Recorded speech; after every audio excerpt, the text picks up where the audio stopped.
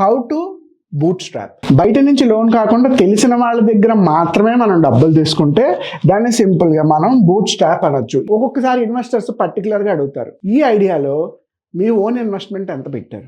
ఆ ప్రాబ్లం మనకి రాకుండా ఉండాలి అంటే ఖచ్చితంగా మనం బూట్ స్ట్రాప్ చేసుకోవాలి. ఇంటి దగ్గర నుంచి మనం బిజినెస్ ఐడియాని మొదలు పెట్టుకోవచ్చు.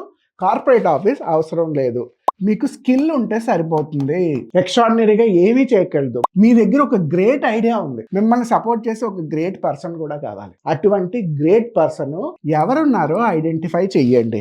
సోషల్ మీడియా మార్కెటింగ్ ని ఆర్గానిక్ గా యూజ్ చేయడానికి ట్రై చేయండి. మీరు బూట్ స్ట్రాప్ లో ఇన్వెస్ట్ చేసే డబ్బులు ప్రోటోటైప్ మీద ఖచ్చితంగా పెట్టి తీరాలి. ప్రోటోటైప్ లేకుండా బూట్ స్ట్రాప్ చేయదు. ఒక 1 year లో ఎవ్రీ 2 months కి 3 months కి ఎంతో కొంత క్యాష్ ఫ్లో వస్తూ ఉండాలి బిజినెస్ లో. Try to out source. Boot strapping టైంలోనే అంతా సెటప్ చేయాలని ట్రై చేయకండి. మీరు చేసే ప్రతి వర్క్కి ఒక జర్నల్ కానీ లేదా ఒక మానిటరింగ్ సిస్టమ్ పెట్టుకోండి. పెర్ఫార్మెన్స్ని మేనేజ్ చేయండి. ఎవరు దేంట్లో పని చేస్తారు, ఎవరు దేనికి ఫిట్ అవుతారు. ఎమోషనల్ కంట్రోల్ లేకపోయినా బిజినెస్ ఫెయిల్ అవుతాయి. ఎక్కడ ఇన్వెస్ట్ చేయాలో అక్కడ ఇన్వెస్ట్ చేయాలి, ఎక్కడ ఆపాలో అక్కడ ఆపడం తెలియాలి. సో బిజినెస్ గురించి, స్టార్టప్ గురించి ఏ ఇన్ఫర్మేషన్ కావాలన్నా happily contact academy of startups.